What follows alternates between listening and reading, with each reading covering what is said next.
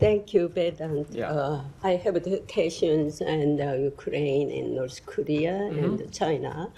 Ukrainian President Zelensky announced that 200 North Korean soldiers were killed and wounded in the battle.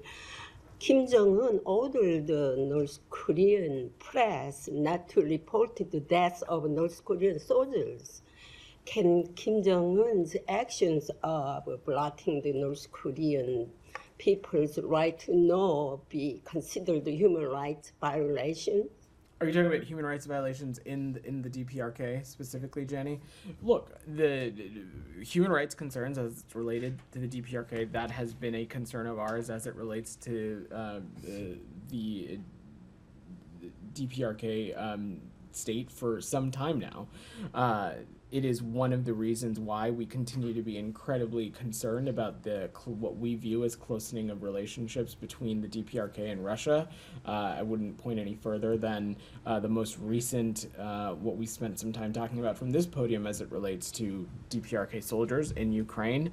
And this is something that is going to continue to be of great concern to the United States, but other allies and partners as well. On China's espionage activities are ongoing, including the establishment of Confucius Institute in U.S. universities, the operation of overseas undercover police stations, and the hacking training institutes.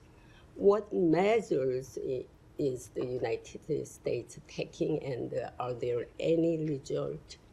So I'm certainly not going to get into results, and I certainly wouldn't speak to something like this in specificity, but of course we're aware of these kinds of reports, and we're certainly aware of the lines of efforts that have been undertaken by the PRC to conduct what we would view as things that would be consistent with transnational repression as it relates to its own people overseas. And our view is that any country abroad should be obeying and obliging with the local law enforcement and local laws. But beyond that, I'm just not going to get into that specifically.